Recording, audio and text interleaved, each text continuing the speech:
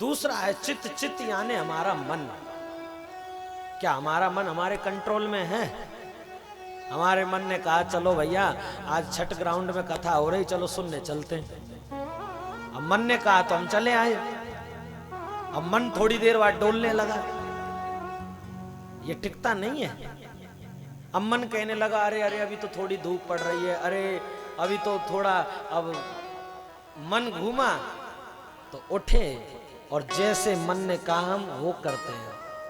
हमारे मन ने कहा कि कथा हो रही, कथा सुनने चलो। हमारे मन ने कहा कि नहीं मन नहीं लग रहा तो घर चलो, तो हम वो करते हैं जो हमारा मन कहता है। लेकिन हमारे सामने जो कहते हैं ना वो उनका मन कहता है। उन्होंने अपने मन पर भी कंट्रोल कर सकता है। अब बोले महाराज मनुष्य अपने मन को कंट्रोल कैसे करे, ये तो मन बड़ा चंचल होता है। तो बंधुओं वैसे तो मनुष्य का मन चंचल तो बहुत है, कंट्रोल तो नहीं होता, लेकिन इसको अगर भगवान के चरणों में लगा दो ना तो इसमें स्थिरता तो आ जाती है। एक मन है उसको भगवान के चरणों में लगा के रखो, केवल ठाकुर जी से प्रेम रखो। और तीसरी परिभाषा है आनंद, सच्चिदानंद आनंद। देखो भगवान के मंदिर में जाओगे, कथा में जाओगे, जहां जाओगे, अगर आप अब कथा से जाओगे, मंदिर से जाओगे, जो भी रास्ते में मिलेगा, जब वो तुमसे पूछेगा कि क्या हुआ, तो आप खुद कहोगे कि मुझे ठाकुर की कथा सुनने में आनंद आया।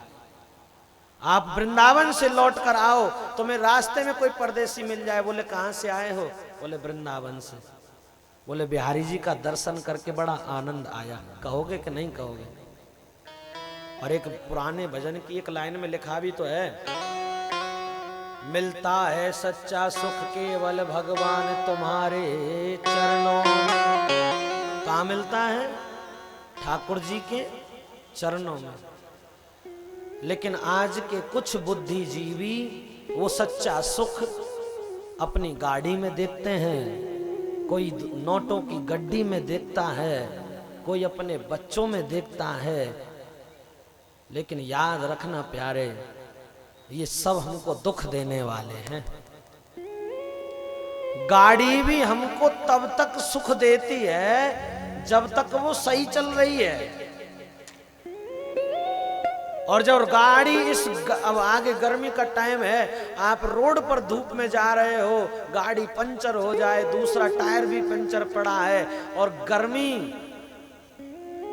अब बताइए गाड़ी ने सुख दिया कि दुख दिया? बोलो ना, दुख दिया। और जिसको आदत मटर पनीर खाने की हो, जो घर में तो रोटी खाता ना हो होटलों के सिवा, जब बिहारी जी की ऐसी टेढ़ी निगाह हो जाए, ना होटल में खाने को मिले ना घर में मिले, तो मटर पनीर खाने वाला सूखी रोटी खाएगा क्या? दुख मिला कि सुख मिला? एसी के कमरे में पड़े हो, लाइट चली जाए, जनरेटर भी ना मिले, क्या एसी में रहने वाला पंखे में रह लेगा क्या? ये संसार की चीजें केवल हमको दुख देती हैं, लेकिन मेरे परमात्मा का नाम हमें सुख और आनंद देता है साहब। आप अगर फिल्म देख करके आओ तो कोई ये नहीं कहेगा कि मुझे फिल्म देख करके आनंद आ गया, बस ये कहोगे कि मजा आ गया। क्या आ गया? अब मजा को उल्टा बोल करके बोलो, जाम। मजा का उल्टा जाम। ये दुनिया के ऐसो आराम, ये नाटक, ये फिल्म तेरी जिंदगी को जाम लगा देंगे प्यारे, लेकिन मेरे सांवरे का, मेरी राधा का नाम तेरे जीवन के सारे बंधनों को खोल देगा। और इसकी प्रतिज्ञा में लिखा भी है, बोले तू मेरे मार्ग पर एक कदम बढ़ा कर तो देख, मैं तेरे लिए सारे जहां के रास्ते ना खोल दूं तो कहना, तेरे रुके काम पूरे ना कर दूं तो कहना। प्यारे ये खुद कहता है कि तू मेरे रास्ते पर एक कदम बढ़ा, मैं 100 कदम बढ़ाऊंगा तेरे लिए, और बढ़ाया है।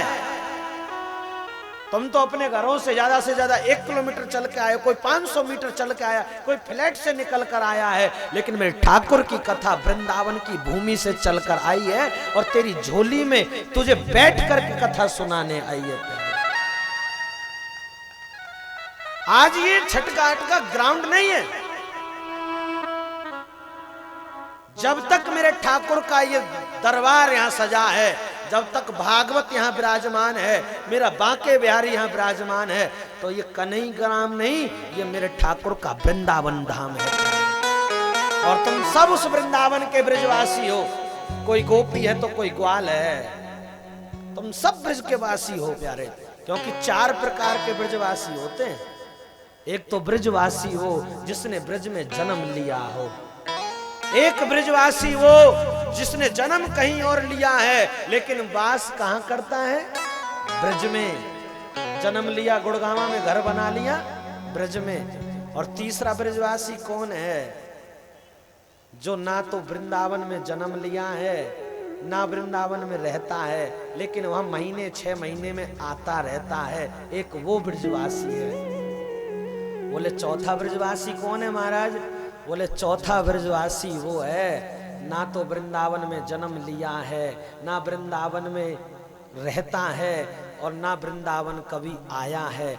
बस अपने मन से वृंदावन को सुनता है, वृंदावन को देखता है, मन ही मन में वृंदावन को पूजता है, तो वो प्यारे मन से ब्रजवासी है। वो मन से ब्रजवासी है। एक बात याद रखना, एक छोटा सा एक दृष्टांत मैं तुम्हें सुनाना चाहूंगा। राधा रानी जब हम पे कृपा करती है ना, तो कृपा का पात्र, कृपा अगर बिहारी जी करते हैं तो राधा रानी कृपा का पात्र बना देती हैं। एक संत के मुख से सुना था, आज जो तुम यहां बैठे हो ना, ये तुम्हारी उंगली पकड़ के तुम्हें यहां राधा रानी ला के बैठा के गई है, मेरे बस की नहीं है। अगर तुम सोचो कि गांव वालों ने हमें बुलाया है, नहीं, खुद राधा रानी तुम्हारी भैया पकड़ के, तुम्हारी उंगली पकड़ के तुम्हें इस जगह पर बैठा के गई है प्यारे, अपने आप बैठा के गई है।